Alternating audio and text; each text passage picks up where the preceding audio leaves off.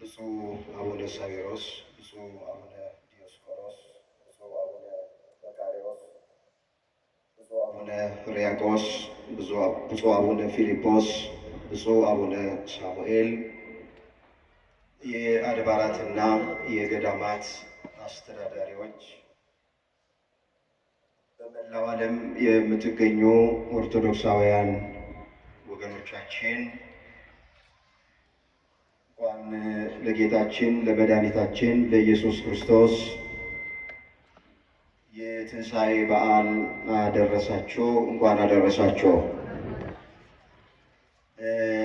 አጭር መልእክት ብቻ ለማስተላለፍ ነው በብፁዓን አባቶች መልካም ፍቃድ ፊት ለፊታችሁ የቆምኩት። እንግዲህ ሁላችን እንደምናውቅ ወንድማችንን መምህራችንን መምህር ዘላለምን ካጣን ዛሬ 40ኛ ቀን ላይ ነው ያለነው። ከባድ ሐዘን ነው። እንደ ቤተሰብም እንደ ሀገርም የገጠመን መሪር የሆነ ሐዘን ገጥሞናል። ዘላለምን ማጣት እንደ ቤተክርስቲያንም እንደ ሀገርም ከባድ እንደሆነ ሁላችንም እናውቃለን። ሁለት አይነት ስሜት ነው የሚሰማን ሁላችን ማለት እችላለሁ። እሱን በማጣታችን ሐዘን ተሰምቶናል። እንደገና በሐዘን ውስጥ ደግሞ ደስታም ተሰምቶናል።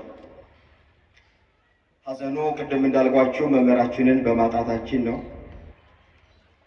በአንድ ስንሄድ ልደታ ስለማናገኘው፣ በሶስት ባታ መተን ስለማናገኘው፣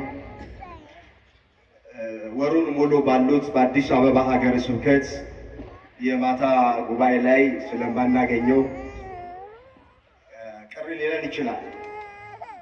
ነገር ግን በዚህ ውስጥ ደግሞ ትልቅ ደስታ አለ። ደስታው ሽኝቱን ስናይ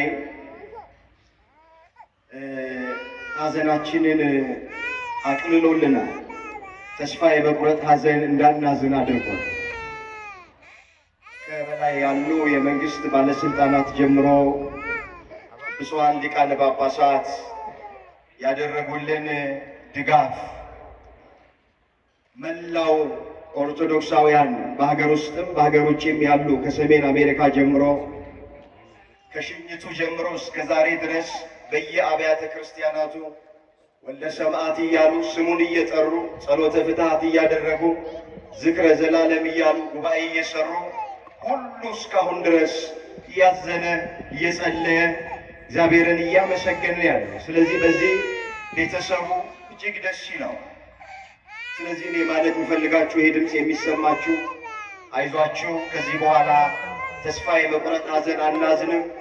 ከኛ የሚጠበቀው ያለብን መንፈሳዊ ግዴታችን መምህር ዘላለም በሕይወት በነበረበት ጊዜ የጀመራቸው የበጎ አድራጎት ስራዎች አሉ። እሱን ሁላችንም ተባብረን የምናስቀጥል ከሆነ እግዚአብሔር አያዝንብንም። የዘላለም ነፍስ ያን ጊዜ ማረፍ ትችላለች።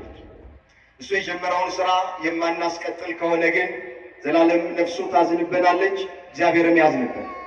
ስለዚህ ይህ ድምፅ የሚሰማችሁ በሀገር ውስጥም በሀገር ውጭም ያላችሁ የመምህር ዘላለም ወዳጆች፣ አክባሪዎች፣ ተማሪዎች የጀመረውን የበጎ አድራጎት ስራ ተባብረን እንድናስቀጥል በስላሴ ስም በአጽንኦት አደራ ማለት እፈልጋለሁ።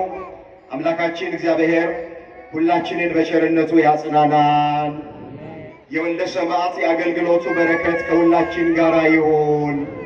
በመጨረሻ ማለት የምፈልገው ነገር በስሙ የተዘጋጀ ጸበል ጻድቅ ስላለ ሁላችሁ ይህ ድምፅ የሚሰማችሁ በመምህር ዘላለም ስም ነው የምጠይቃችሁ። በተዘጋጀው ድንኳን ውስጥ እና አዳራሽ ውስጥ ከብፁዓን አባቶቼ ጀምራችሁ ጸበል ጻድቅ እየቀመሳችሁ እንድትሄዱ በቤተሰብ ስም አደራ ማለት እፈልጋለሁ። በነገር ሁሉ የረዳን የመጽናናት መንፈስ የሰጠን አምላካችን እግዚአብሔር ስሙ ለዘላለም የተመሰገነ ይሁን። የሁላችንን መጨረሻ እግዚአብሔር ያሳምር።